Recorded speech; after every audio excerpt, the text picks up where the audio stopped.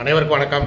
நான் அருப்புக்கோட்டை அண்ணாமலையார் ஜோடி நிலையத்திலிருந்து உங்கள் ஆஸ்தான ஜோதிடர் ஜெய்சங்கர் பேசுகிறேன். என்ன பார்க்க போகிறோம் அப்படின்னா, யார் குற்றவாளிகள்? பொறுப்பில்லாத மக்களா, அல்லது பொறுப்பற்ற அதிகாரிகளா, அல்லது மக்களையும் அதிகாரிகளையும் நல்வழிப்படுத்த வேண்டிய அரசாங்கமா? ஏன்னா பின் வருவனெல்லாம் பார்த்தீங்கன்னா சொல்கிறேன் பாருங்கள், ஹெல்மெட் போடாமல் நீங்கள் வண்டி ஓட்டிகிட்டு போனீங்கன்னா பிடிச்சாங்கன்னா 1000 ரூபா அவதாரம், லைசன்ஸ் இல்லாமல் ஓட்டிங்கன்னா 1000 ரூபா அவதாரம், இன்சூரன்ஸ் இல்லாமல் வண்டி ஓட்டிங்கனாலும் 1000 ரூபா அவதாரம். சரிங்களா? வாகன அந்த நிறுத்துமிடம்னு இருக்கு இல்லையா, பார்க்கிங்கில் இல்லாமல் நீங்கள் வேறு இடத்துல வண்டி நிப்பாட்டிங்கன்னா 3000 ரூபா அவதாரம். குடிச்சிட்டு வண்டி ஓட்டினீங்கன்னா 10,000 ரூபா அவதாரம் வாங்கிடுறாங்க. 3 பேரை பின்னாடி உட்கார வச்சு வண்டி ஓட்டிட்டு போனீங்கன்னா 2000 ரூபா அவதாரம். மாசு கட்டுப்பாட்டு வாரிய சான்றிதழ் இல்லை அப்படின்னா அதுக்கு 1100 ரூபா அவதாரம். சரிங்களா? ஸோ இது மாதிரி ஒவ்வொன்றுக்கும் எடுத்ததுக்கெல்லாம் அவதாரம், அபராதம் மக்கள் தான் கட்டுறாங்க. சரிங்களா? சரி, அது ஓகே. பிடிச்சிட்டாங்கன்னா மக்கள் வரி கட்டிடுறாங்க, அந்த அபராதத்தை கட்டிடுறாங்க. இப்போ இவங்களுக்கெல்லாம் யார் அபராதம் போடுறது பார்ப்போமா? பொறுப்பில்லாத அதிகாரிகளுக்கு. இப்போ ரோட்டில் குண்டும் குழியுமா இருக்கு, இதுக்கு யார் பொறுப்பு? நகராட்சி நிர்வாகம். ஆனால் அவங்க பொறுப்பு எடுத்துக்கிட மாட்டேங்கிறாங்க. ரோடு பூராமே குண்டும் குழியுமா தான் இருக்கு. தெருவிளக்கு எப்பயுமே எரியறதே இல்லாத சில தெருக்கள்லாம் இருக்குது, அடிக்கடி பழுதாயிருது. இதுக்கு யார் பொறுப்பு? இபி அதிகாரிகள் இல்லையா? அப்போ ஆனால் இப்போ உங்கள் தெருவில் தெருவிளக்கு எரியலை, நீங்கள் புகார் தான் பண்ண முடியும், நடவடிக்கை எடுக்க முடியாது, அவங்களுக்கு அபராதம் போட முடியாது. சரியா? சரி, ரோட்டில் கண்ட இடங்களில் பசுமாடு சுற்றி தெரியும். திடீர்னு உங்கள் வண்டி முன்னாடி நீங்கள் வேகமாக வந்துக்கிட்டு இருப்பீங்க, திடீர்னு உங்கள் வண்டி மேலே மோதிடும். அப்போ கீழே விழுந்து அடிபட போகிறது நம்ம. இதுக்கு பொறுப்பான அதிகாரிகள் யாருன்னா நகராட்சி அதிகாரிகள். ஆனால் அவங்க எந்த பொறுப்புமே எடுத்துக்கிட மாட்டாங்க. ரோட்டில் எத்தனை மாடு தெரிஞ்சால் அவங்களுக்கு என்ன, எவன் செத்தா அவங்களுக்கு என்ன? ஆனால் வரியை மட்டும் கரெக்டாக வாங்கிக்கிறாங்கல்ல. தெருவிளக்குகளே இல்லாத சாலைகள் இருக்குது. மெயின் ரோடுகள்லேயே ஒரு சில விளக்குகள் எரியுது, ஒரு சில விளக்குகள் எரியாமல் இருக்குது. அப்போ அதுக்கு பொறுப்பேற்க வேண்டிய அந்த மின் வாரிய அதிகாரிகளுக்கு எந்த அபராதமும் இல்லை, சம்பளம் மட்டும் வாங்கிடுவாங்க. அங்கிட்டு தான் போவான், வருவான், எல்லாம் செய்வான். ஏன் அந்த வேலையை பார்க்கல அப்படின்னா, யாரும் புகார் கொடுக்கலையா? யாராவது போய் புகார் பண்ணாதான் அந்த மாதிரி வேலை வைப்பாரா? இல்லைன்னா செய்ய மாட்டாங்களா? அவங்களா செய்ய மாட்டாங்களா? சரிங்களா?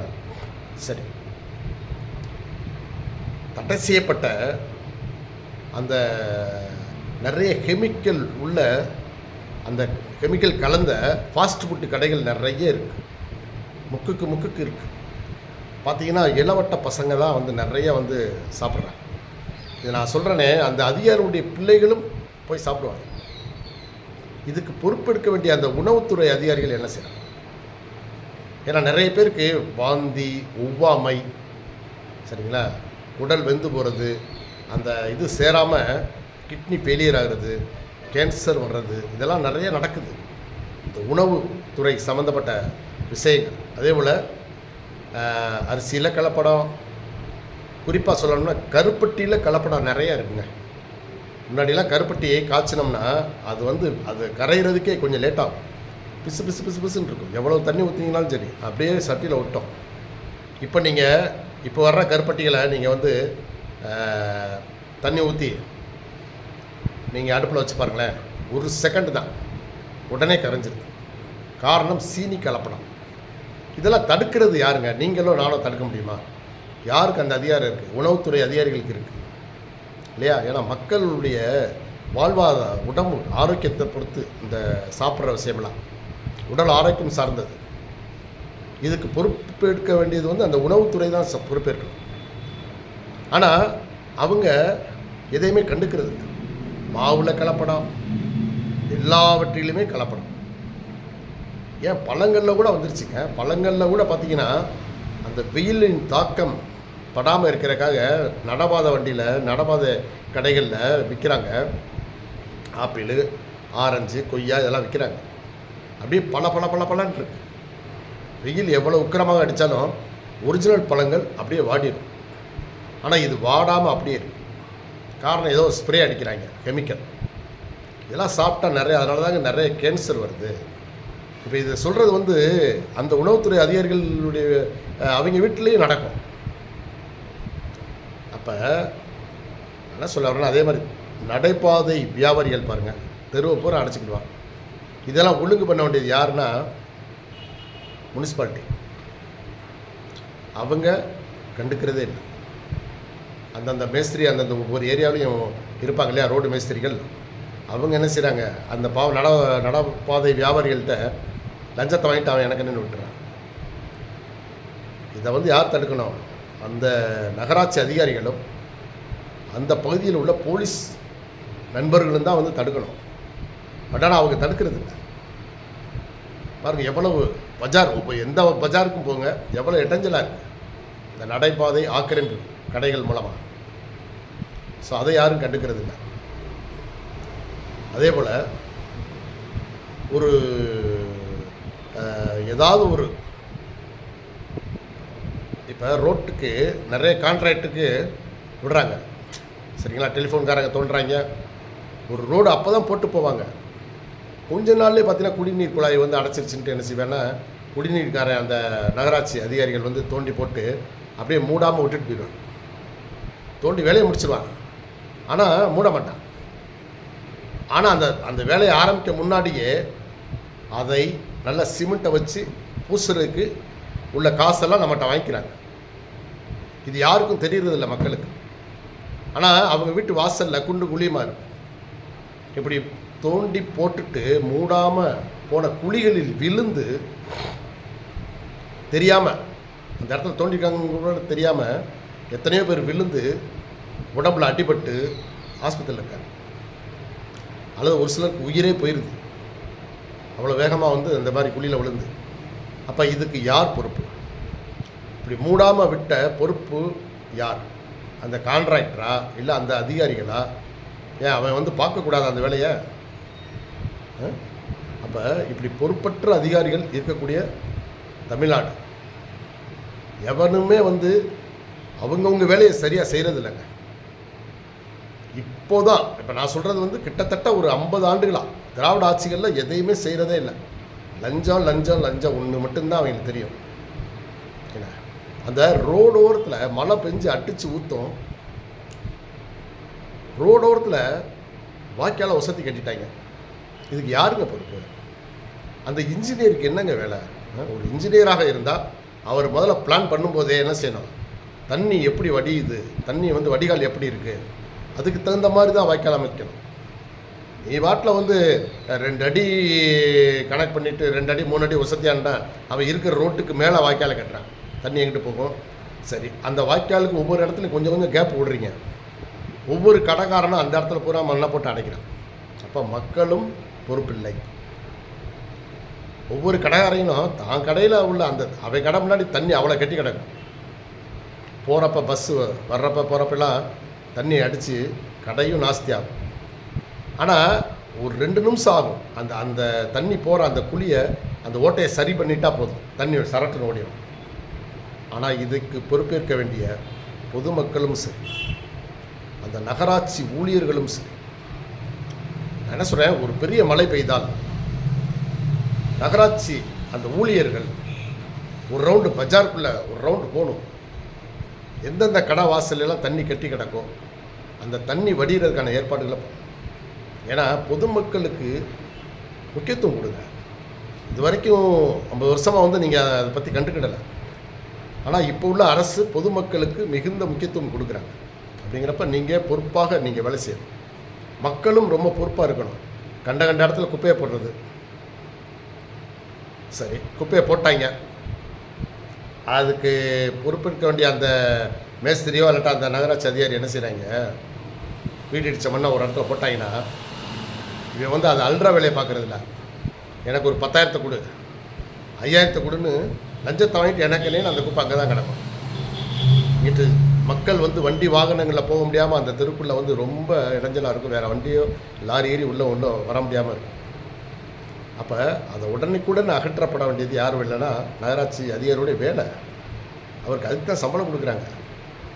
ஏன்னா ஆனால் அவர் சம்பளம் வாங்குறோங்கிறதே மறந்துட்டு எந்தெந்த வீட்டில் வந்து குப்பையை வெளியே போடுறேன், எவன்கிட்ட என்ன வாங்கலாம், இப்படி தான் இருக்காங்க. கண்ட இடத்துல குப்பை போடுறாங்களே அவங்கள வந்து முதல்ல வந்து கண்டிக்க வேண்டியது யாருன்னா இந்த அரசு அதிகாரி தான், முனிசிபாலிட்டி அதிகாரி தான் கண்டிக்கணும். கண்டுக்கிடாமல் விட்டுருது.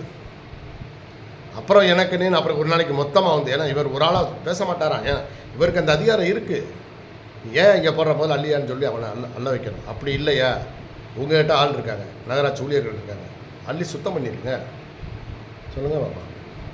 ஸோ இப்படி ஒவ்வொருத்தரும் அவங்கவுங்க செய்ய வேண்டிய பணிகளை மிகச்சிறந்த முறையில் பார்த்தாலே போதும், நாடு சுத்தமாகும். இதில் நகராட்சி அண்ட் உள்ளாட்சி துறைகள் தான் ரொம்ப ரொம்ப முக்கியமாக பணி செய்ய வேண்டிய இடங்கள் நிறையா இருக்குது. அவங்க மனசு வச்சு நேர்மையாக வேலை பார்த்தாங்கன்னா நகர் சுத்தமாக இருக்குங்க. அதனால் கண்ட கண்ட இடத்துல வந்து குப்பை போடுற மக்களும் திருந்தணும். கண்ட கண்ட இடத்துல போட்டு போயிடுறது. குப்பை பெட்டிகளில் அங்கங்கே வச்சுருக்காங்க நகராட்சி உள்ளாட்சியிலலாம். ஆனால் குப்பையை கொண்டாந்து கரெக்டாக அந்த இடத்துல போடுறது இல்லை. வண்டியை நிப்பாட்டி அப்படி தூக்கி விட்டுஞ்சிட்டு போயிடுவாங்க. அப்போ இதை கண்டிக்க வேண்டியது யாருன்னா அந்த உள்ளாட்சி அமைப்பு அல்லது நகராட்சி அமைப்பில் உள்ள அதிகாரி. சரி, இப்போ நிறைய இடங்கள் ஆக்கிரமிப்புகள் நிறைய அங்கங்கே திடீர்னு பார்த்தா புதுசு புதுசாக கடைகள் வருது. ரோட்டு இடத்துல கடை வைக்கிறாங்க.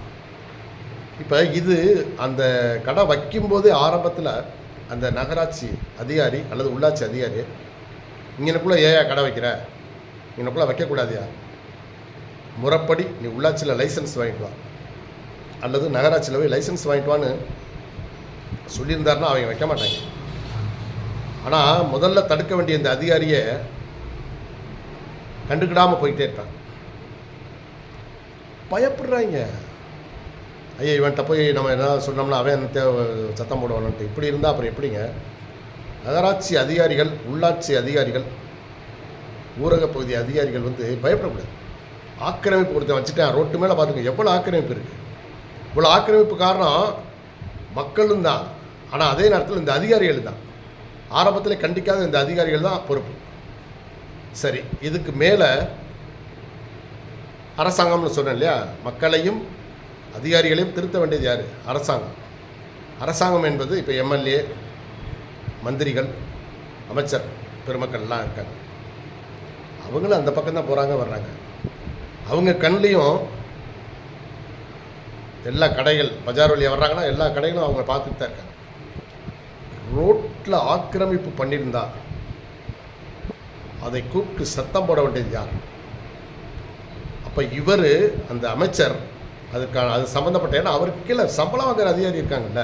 ஏய் இங்கே வாயா, ஏன் அப்படி வந்து கண்ட இடத்துல கடையை போட்டு வச்சுருக்காங்க, அதுக்கெல்லாம் லைசன்ஸ் வாங்கியிருக்கான்னு செக் பண்ணியா அப்படின்னு கேட்டு லைசன்ஸ் இல்லாத கடையில் அப்புறம் முதல்ல காலி பண்ணியா அப்படின்னு சொல்லியிருந்தாங்கன்னா அது சரியான அரசாங்கம்.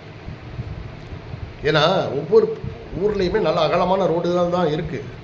ஆனால் இந்த ஆக்கிரமிப்பு கடைகளால் நிறைய பகுதிகள், பஜார் பகுதியெல்லாம் சுருங்கிருச்சு. அப்போ இந்த அமைச்சர் பெருமக்கள், எம்எல்ஏக்கள் சுறுசுறுப்பாக இறங்கி களப்பணி ஆற்ற வேண்டும். அதே போல் தாசில்தார்லேருந்து நகராட்சி கமிஷனர், சுகாதாரத்துறை இயக்குனர், மாவட்டத்தில் ஒவ்வொரு மாவட்டத்துக்கு இருக்காங்க. இவங்கெல்லாம் முழுமையாக இறங்கி களத்தில் இறங்கி அவங்கவுங்க பணிகளை, ஏன்னா சுகாதாரத்துறை இயக்குனருங்கிறது உண்மையிலே சொல்கிறேன், மாவட்ட மருத்துவமனைகள் படுமோசமான சேவைகளை தருகின்றன. இதுக்கு யாருங்க பொறுப்பு? மக்கள் மட்டும் ஹெல்மெட்டு போடலை, அதை போடலை, இதை போடலைன்னு அவதாரம் கட்டணும். உங்கள் கஜானாவை நிரப்பணும். வரியும் கட்டுறாங்க மக்கள், சரியா? அதே நேரத்தில் நீங்கள் வந்து என்ன செய்யணும், ஒரே தண்டனை மாதிரி இல்லாமல் ஸ்கூல் லைஃப்லேருந்தே கொண்டு வாங்க. அதைத்தான் நான் வந்து தாவேக அரசுக்கு சொல்கிறது. பள்ளிக்கூடத்தில் இருந்தே சுத்தம்னா என்ன அதை கற்றுக் கொடுங்கள். வகுப்பறைகளை பள்ளி வளாகத்தை சுத்தப்படுத்த கற்றுக் கொடுங்க.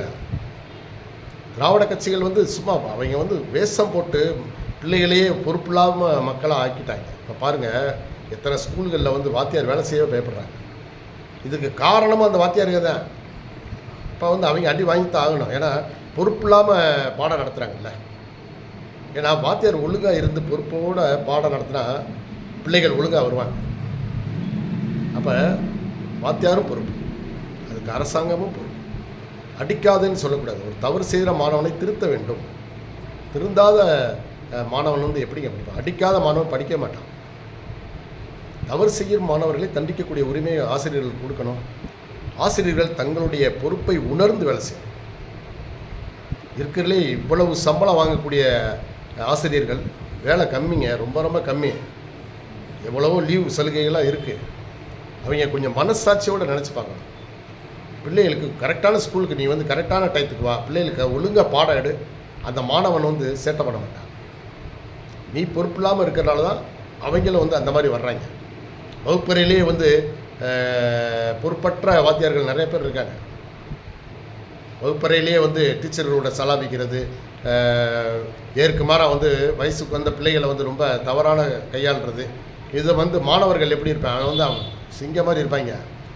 அப்போ அவங்க வந்து போட்டு வாத்தியாரை வெளுக்கத்தான் செய்வாங்க. ஸோ அதனால் தவறு செய்யும் அதிகாரிகள் திருந்திக்கணும். அப்போ தான் அவங்க வீட்டு பிள்ளைகள் நல்லா இருப்பாங்க. ஸோ அதனால் நிறைய இதுக்கு வந்து பார்த்திங்கன்னா அரசாங்கம் மூணு பேருக்குமே பொறுப்பு இருக்குங்க. அதாவது மக்களும் திருந்த வேண்டும், பொதுமக்கள் திருந்த வேண்டும், அதே போல் அதிகாரிகளும் கண்ணியமாகவும் கௌரவமாகவும் பொதுமக்களை நடத்த வேண்டும். சரிங்களா? அதே போல் அரசாங்கம் தனது கடமையை உணர்ந்து நல்ல வழிகளை காட்ட வேண்டும். மக்களுக்கும் சரி, அதிகாரிகளுக்கும் சரி, டைரக்ஷன்ஸ் நல்லா வந்து டைரக்ஷனை கொடுக்கணும். நன்றி, வணக்கம்.